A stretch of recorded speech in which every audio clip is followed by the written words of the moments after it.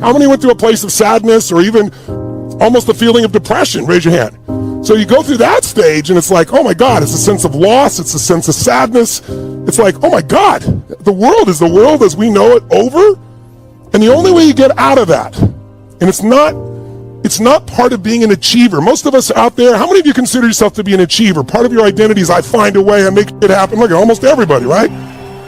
Well, if you're an achiever, you don't just accept things. And so, but the problem is, there's a formula for suffering, not for stress, but for suffering.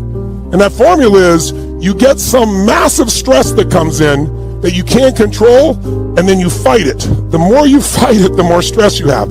You have to step into a different mode that's not part of most of us are on this virtual room we're doing this in together. And that is, you got to accept it. Not accept that it's right or it's fair, but accept it is what it is and I got to deal with it. And so if you get to that point of acceptance, that's usually what he tells people where they can finally start to let go and be okay. But I don't think that's the final step, personally. If you're going to really have an incredible life, we need to add a step. After acceptance is you must create anew. That's what this whole program's about. It's a new world. It's not just a new year. It's a new world that's going to require a new you and me. We got to find a bigger and better part of ourselves, so no matter how big the challenge is, we know that who we are is more than anything that can be done to us. And we know we can find the way. But that means you got to create anew. And so in order to create anew, you got to let go of what was. And I just want all of you to know, I don't believe in this term new normal. There is no normal. The world is always going through cycles. And we're in the middle of winter, but you know, people, when things are going well, people think it's going to be great forever. And it never is. Life is cyclical. It's seasonal. Right?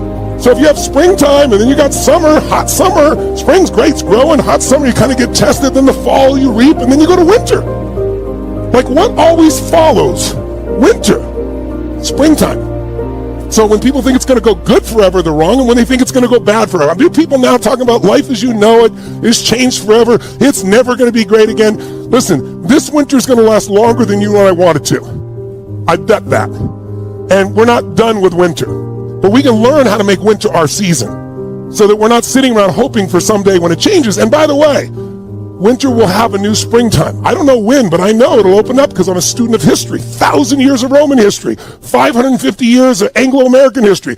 I know it because I study the cycles of how human beings and emotions shape our world and how they change.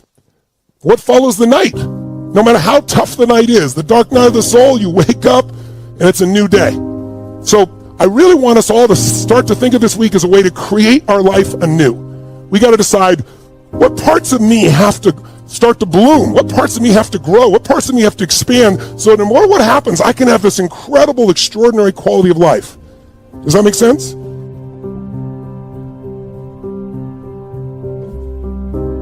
So the question is, what is it that makes us even want to make a resolution? I mean, it's an interesting question. Why is it at the beginning of the year we have this tradition, but it goes beyond tradition. It's something inside of us that makes us want to make things better. And I think part of it is the calendar gives us this idea that we can have a fresh start, that we can start from fresh and have this great victory.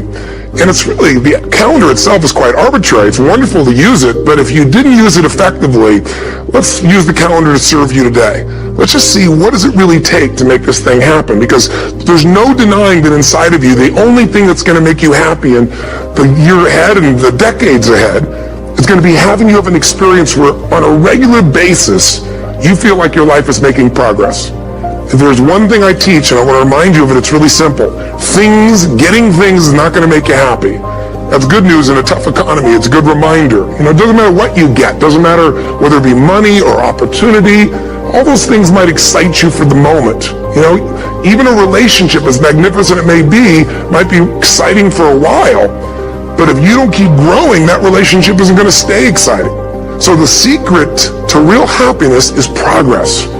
Progress equals happiness. And if we can make progress on a regular basis, we feel alive. And that's why at the beginning of the year, we get this thing like, okay, I can have this fresh start. I can really do what my soul desires. I could expand. I could grow. I could improve. I could change. Or maybe better than change, I could progress. See, think about that. Progress is an aliveness to it, doesn't it?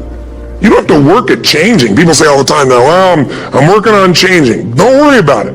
You don't have to work on changing. Change is automatic. Your body's going to change whether you want it or not as the years go by. And no matter how hard you work, there's going to be some changes going on there. The economy is going to change no matter what you want it to do. The weather is going to change. Relationships are going to change. Everything in life is always changing. We don't have to work on change. Change is automatic, but progress is not. So if you want to make real progress, then you really got to look at your life in a different way. You got to say, I got to take control of this process and not just hope it's going to work out like people do who make a resolution. Because really, isn't that what they're really doing at the beginning of the year? They're saying, well, here's my resolutions for the year, and they really basically tell you their wishes. It's their wish list. It's what they hope it all comes together. And then they call it a resolution, but they don't know what a resolution is. When you resolve something, to have a resolution is to resolve it. When you've resolved, this is how it's going to be, that's when you cut off any possibility except the thing you've committed to.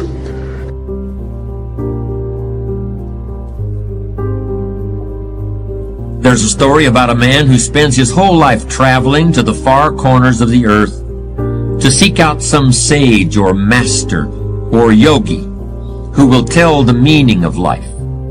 The seeker crosses the deserts and oceans. He starves and suffers. And finally he's on his last legs, with his rags blowing off his back in tatters, as he crawls to the mouth of a cave where an old man wearing nothing but a hair shirt and a long gray beard is sitting cross-legged in the snow. What is the meaning of life? Gasps the seeker of truth. The old yogi suddenly looks very surprised. What? He exclaims. So the meaning of life is what? I knew a wise man once, a man I'd really come to admire. I wanted very badly to define the essence of his wisdom, to isolate exactly what was the source of his great insight into life. So I finally asked him, what is it that really makes you different from everyone else? And he said, what makes me different is that I can see that we're all the same. Anybody can see the differences between people. Wisdom is understanding how we're really alike. Abraham Lincoln used to say things like that. And in my opinion, he's one of the most admirable individuals in all of history. Lincoln was a man with a very strong sense of right and wrong. He was able to lead this country through the Civil War because he knew that it was just plain wrong for one man to own another as a slave. But he also understood that the man on the other side of the issue, the person across the battle line, was a human being too, with the same hopes and fears and problems as the people on Lincoln's side. Despite all the differences, Lincoln was able to see the essential sameness, the essential oneness. Like Lincoln, Albert Einstein came from humble beginnings, not just financially, but in the way he was looked upon by other people. When he was a young boy, Einstein was thought to be stupid, and he even flunked elementary mathematics. He was always a little distracted, asking questions but not able to put those questions into words. Even when he grew up and got a job in the Swiss patent office, nobody guessed that Einstein was still asking questions that would shake the whole world. After he published his theory of relativity, which laid the foundation of the atomic age, Einstein didn't get a swelled head. He kept asking questions about who we are and why we're here and how the universe is made. Even after he was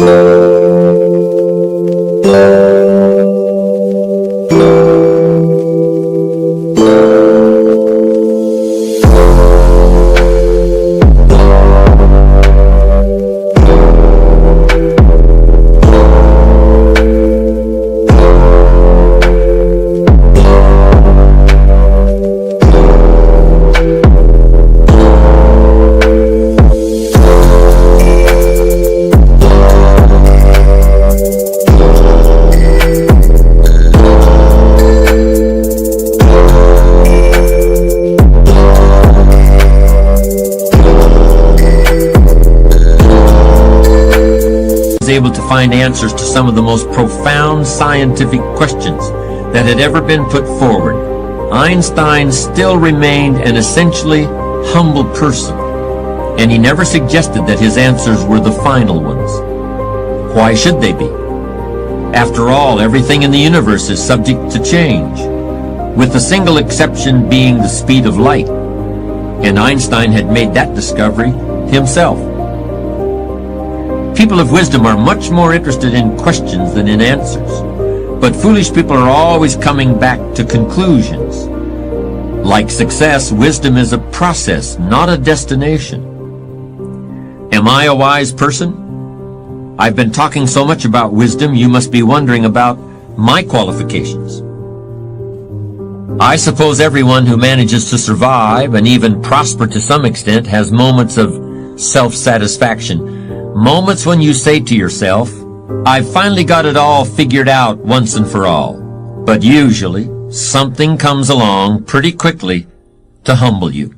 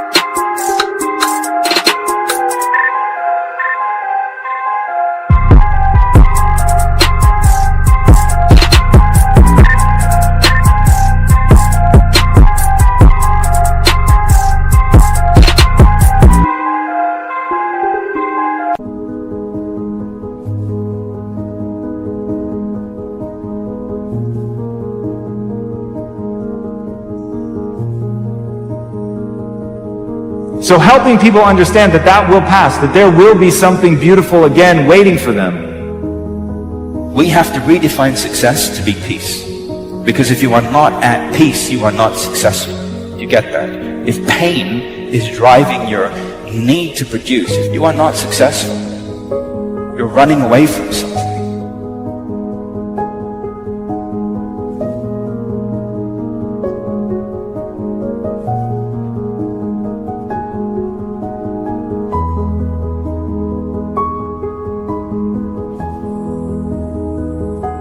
Every day I want to train myself to be prepared for a war. Whatever that war is, whether that's external or internal. The discipline of doing something painful every day, I think, is one of the most important disciplines that any human being can have.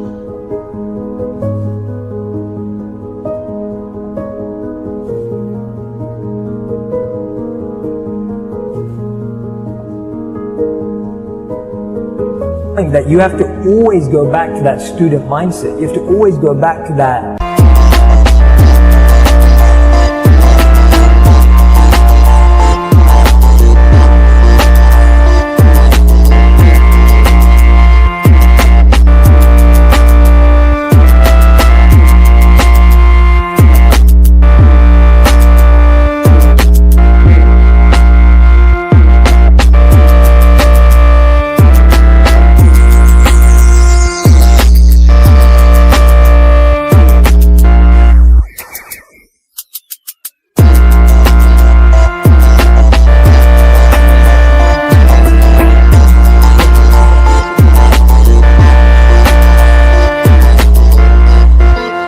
Emptiness.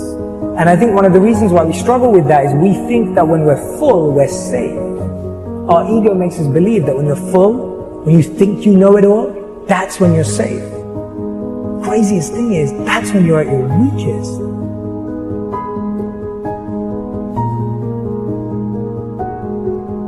Most people never go after what they want because they don't know every step they have to take to get there. Now, the only rule for reaching a goal that you have to know is knowing where you're going and knowing that you're going to get there. You do not have to know how you're going to get there.